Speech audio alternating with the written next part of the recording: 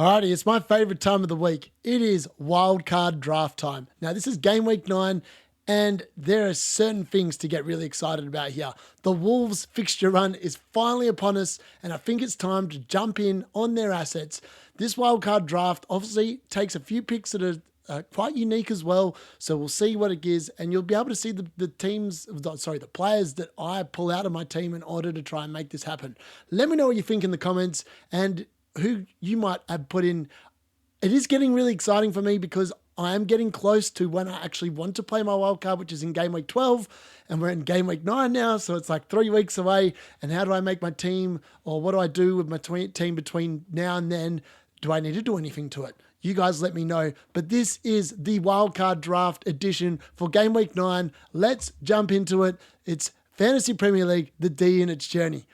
All right, so the first thing we always have to look at is the fixture difficulty rating. Now, you'll notice here that David Raya disappointed in the 3 easy fixtures, and he is in my team currently speaking. But as we can see from here, Arsenal's run of fixtures are hard the next 3 game weeks, maybe even the next 4, with Nottingham Forest now being quite a difficult team as well.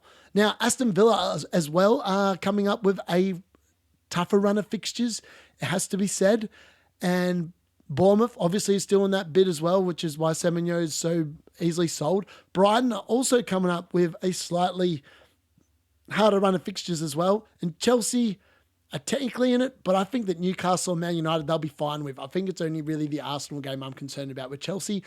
But Arsenal have been conceding goals, so let's not worry too much about that.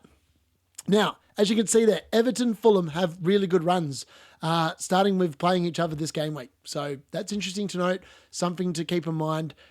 And I'm going to give you a few different variations of the wildcard draft I've come up with here. I'm unsure which one I'm going to put into a short form at the moment because there are a couple of different options. Ipswich still have that really good run. However, they were very disappointing on the weekend. And it's safe to say, I don't know. I'm not sold on their assets after that. Leicester, again, they disappointed defensively. I had doubled Leicester defense last week. It killed me. 2 points from 2 players, not good enough. But then again, not many people kept clean sheets either. Arsenal obviously play Liverpool this game week, so that is the reason why you'll see what I come up with this week. However, I will be keeping Trent in my team at this moment in time. The other team to notice here, Nottingham Forest, Wolves, West Ham, all have pretty good fixtures. Jared Bowen is a potential option. If West Ham were playing any better, he would definitely be a look at in a wildcard draft, I believe, as a bit of a unique pick.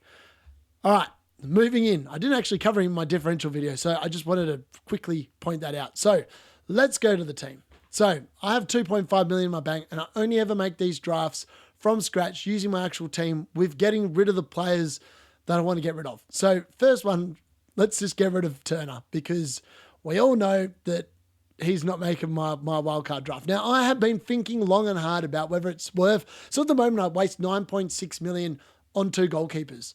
So in theory, I could just go 2 4.5s and that'd be 9 and be saving 0.6 million straight off the bat. However, this game week, I really like one particular player. So Andre Onana is coming into my team.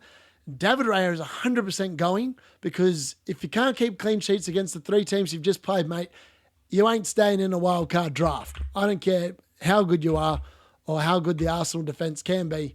You haven't been performing and neither have they. So Fabianski and Onana are in there. Then we go to the defence. Now, I am all about the budget picks. And as I said, the Liverpool run is getting harder and I don't think Trent just hasn't been getting the attacking returns in the league, and I'm not sure why. Maybe it's about to click and we're about to see goals and assists flow out of the man. But until we do, we just can't have him in there. So look, I've debated about whether to go full on cheap defense, and I'm going to show you a couple of different variations of this draft. But in the first one I created, Guardiola was in. Robinson goes out, and my mate, who we all know and love, Out Nori. Sorry, it's weird spelling. Out Nori's in. I really like that Wolves run, and I know he's a yellow card away from a ban, but if I'm making a wild card draft, he's 100% in my lineup. I think he's going to deliver points. His price is going to rise put money on it. All right, and get rid of him. And because of the fact I am so cheap, I am getting Keane in. I know, you shouldn't normally chase the points, but if we have a look at that fixture run for Everton, he's going to be keeping clean sheets. I talked about this in the other video yesterday.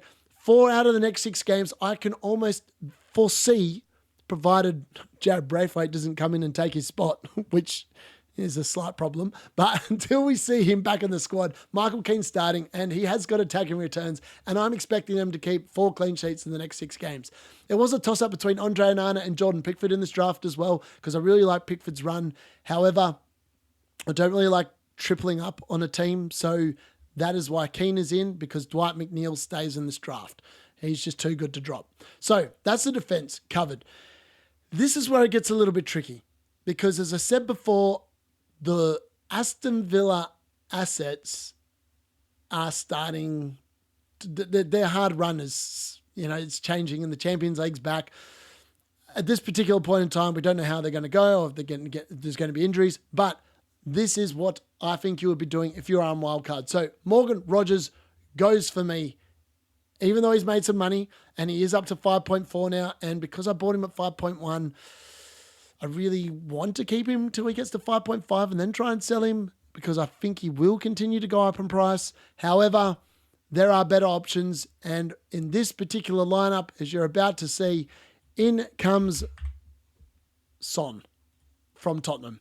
So he's going to come in at 9.9. Unfortunately, I missed a price rise on him and Guardiola that happened overnight. Can you believe it?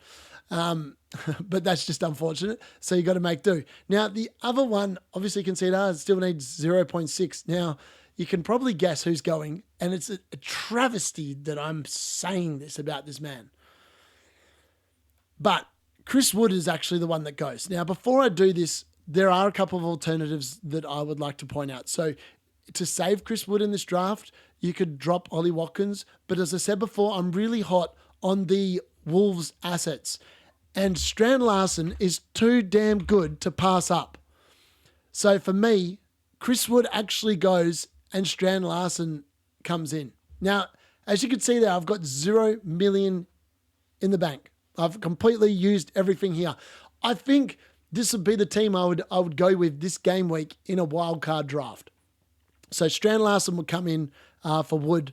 So I'd only really make 2 changes in the forward positions. Now, the reason why I only make two positional changes is because I think Smith Rowe delivers points over the next 4 weeks. And he could return in every one of those weeks. They are easy fixtures for Fulham. And provided he is starting, I think that he's probably a good chance of actually getting you some points.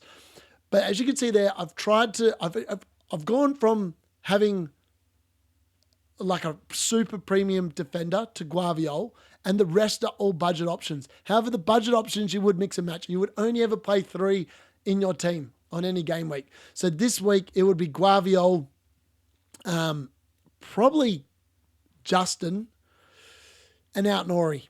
I think you want the attacking returns on offer, because I don't think there's going to be many clean sheets, which is why I'm going with those 2 and Guardiola. In the midfield, this week it would be a really hard choice. Now, I actually don't know who you play. You could play all 5 here, and maybe Strand Larsen sits on the bench this week, and then you play just Erling Haaland and Watkins up top.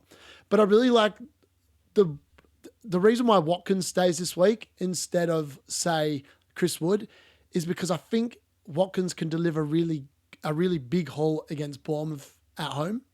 That's my belief. That's what I'm going with.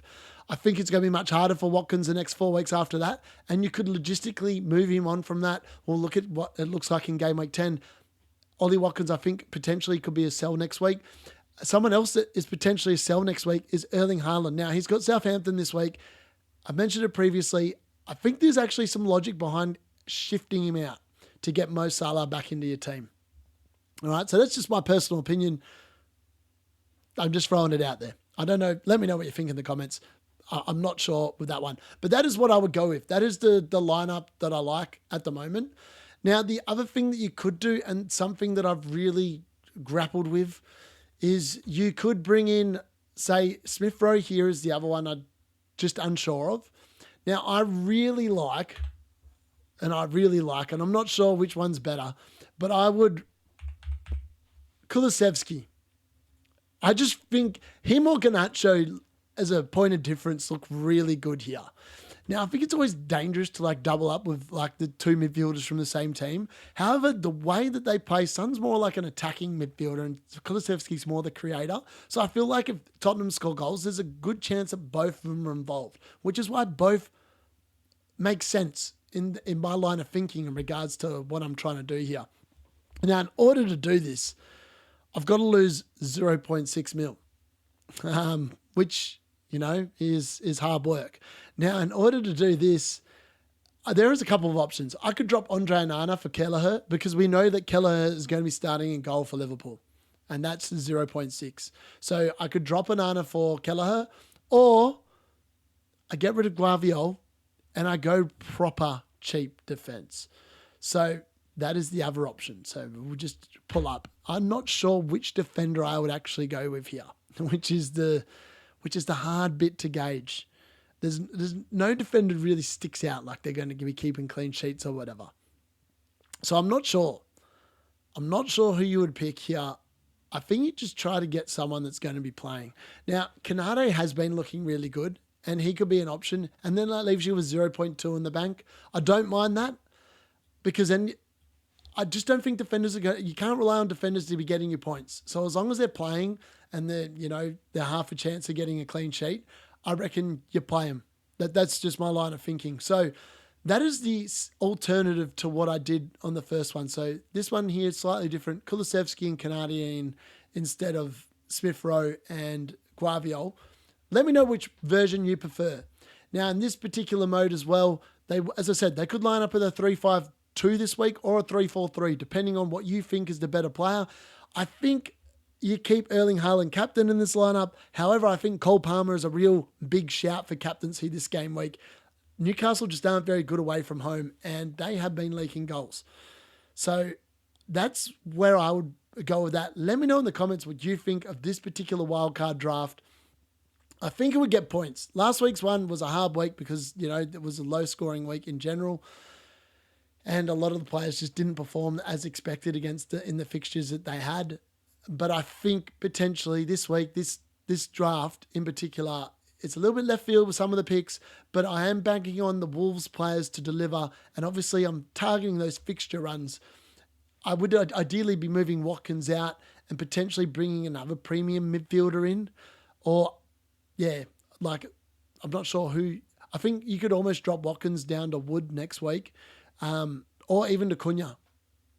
So, look, or Wissa. Wissa's obviously, Brentford's still got that beautiful run. And if Wissa's back from injury, he's definitely someone you could look to move to next week. But that's next week's thoughts. This is what I would do for this week. Let me know in the comments. Make sure you like the video. And if you're new and you've enjoyed this and it's helped you out, please press the subscribe button. Thanks for watching. That's the D in it out.